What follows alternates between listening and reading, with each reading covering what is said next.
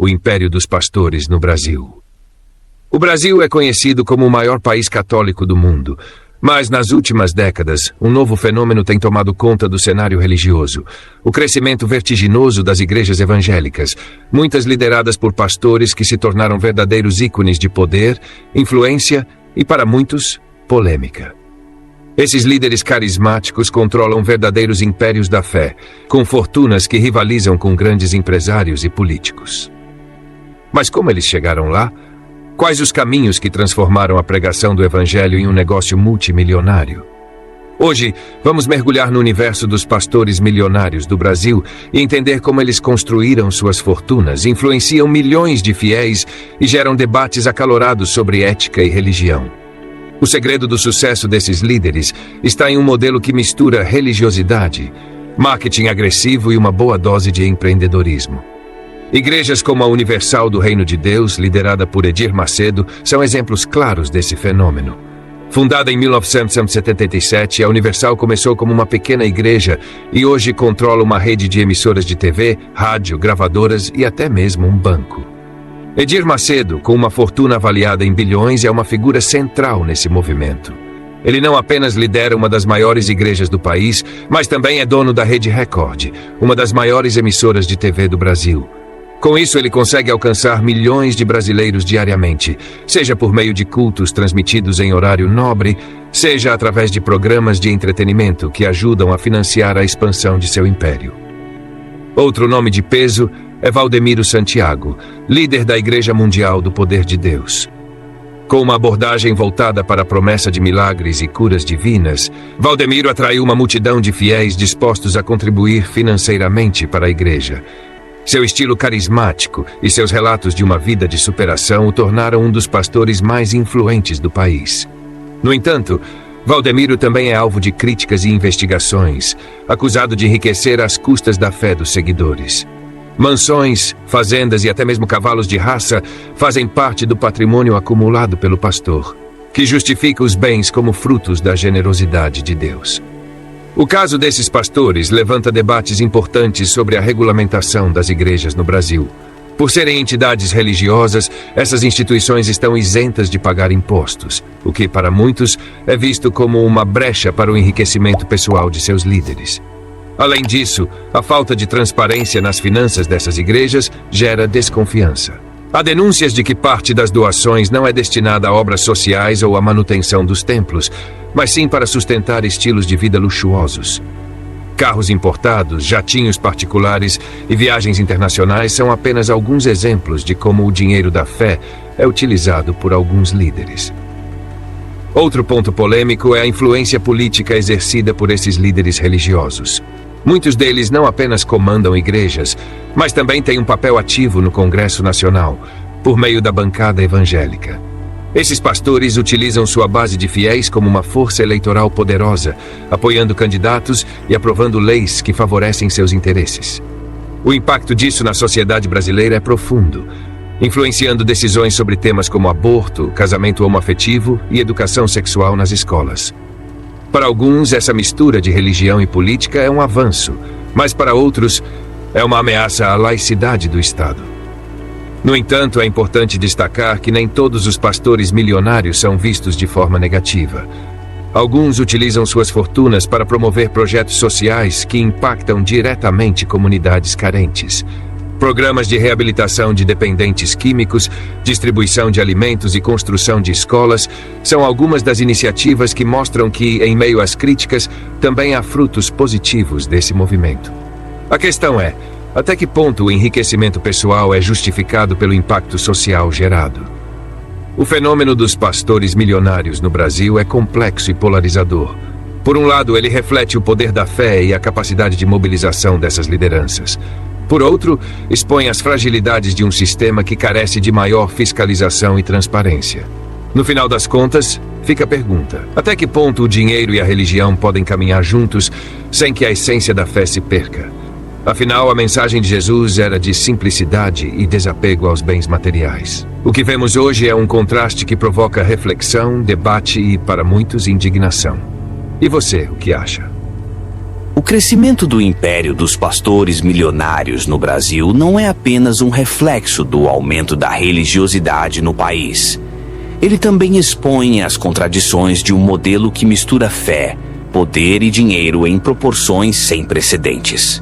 Por trás dos palcos luxuosos, das igrejas monumentais e das transmissões ao vivo para milhões de espectadores, existe uma máquina cuidadosamente projetada para monetizar cada aspecto da experiência religiosa. Cultos, músicas, livros, eventos, campanhas de arrecadação e até mesmo transmissões digitais formam a espinha dorsal de um sistema que, ao mesmo tempo em que atende às demandas espirituais, transforma fiéis em consumidores e as igrejas em conglomerados empresariais. Esse fenômeno é fruto de um contexto histórico e cultural único no Brasil. A teologia da prosperidade, importada dos Estados Unidos nas décadas de 1970 e 1980, encontrou solo fértil em um país marcado por desigualdades sociais profundas. A mensagem é simples, mas poderosa. Deus quer que você prospere e as bênçãos financeiras são um sinal da sua fé e obediência. Nesse modelo, as doações ou dízimos não são apenas um gesto de generosidade, mas um investimento espiritual com promessa de retorno multiplicado. Essa narrativa, aliada a uma forte comunicação emocional, criou um vínculo poderoso entre os líderes religiosos e seus seguidores, abrindo caminho para o crescimento exponencial de suas fortunas. Porém, a expansão desse império não veio sem controvérsias. Diversos líderes religiosos foram alvo de investigações e denúncias de enriquecimento ilícito, lavagem de dinheiro e até mesmo formação de quadrilha. O caso mais emblemático é o do fundador da Igreja Universal do Reino de Deus, Edir Macedo. Em 1992, ele foi preso sob acusação de charlatanismo, estelionato e lesão à economia popular, mas acabou absolvido anos depois. A prisão, ao invés de prejudicar sua imagem, fortaleceu sua posição entre os fiéis, que o viram como uma vítima de perseguição religiosa. Hoje, Edir é uma das figuras mais poderosas do Brasil, com influência que vai além do campo espiritual, alcançando os âmbitos político e midiático. Outro líder controverso é Eli Soares, fundador da Igreja Internacional da Graça de Deus. Conhecido por seu programa de TV Show da Fé, Soares construiu uma fortuna estimada em milhões de reais.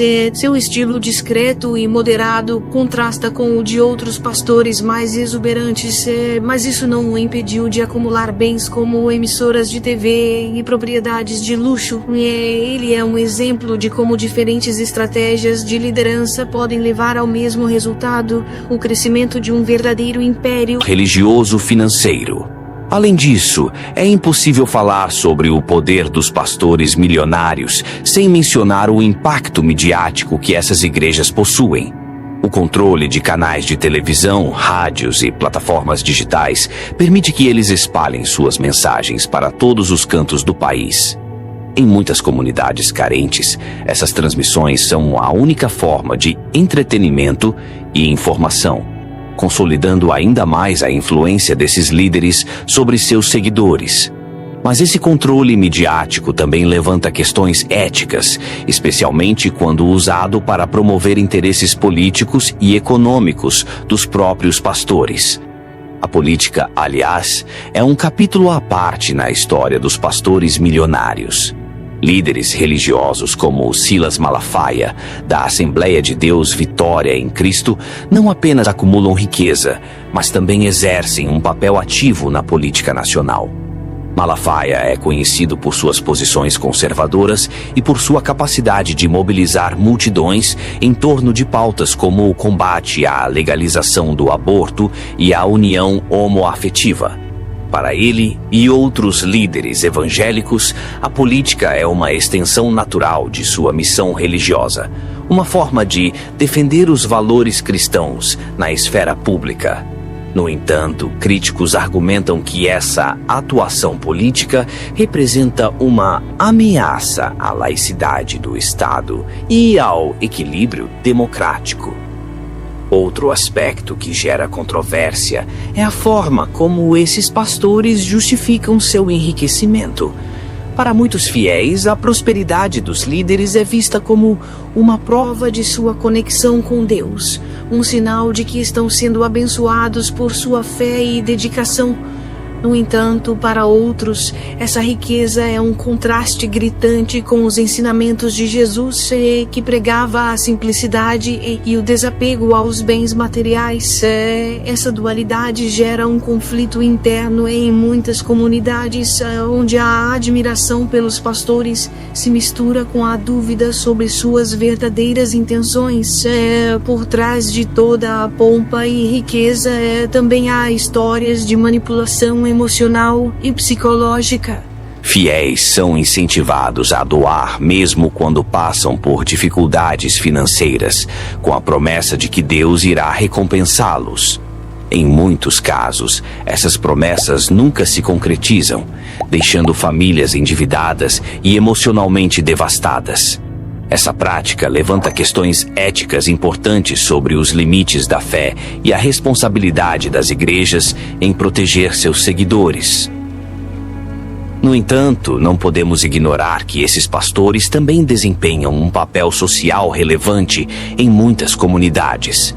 Igrejas evangélicas frequentemente oferecem apoio a dependentes químicos, realizam ações de combate à fome e criam espaços de acolhimento para pessoas marginalizadas. Para muitos, esses projetos são a única chance de recomeçar, de encontrar sentido e dignidade em meio ao caos da vida cotidiana. O desafio, porém, está em equilibrar essa missão social com a responsabilidade ética de não explorar a fé alheia como um meio de enriquecimento pessoal.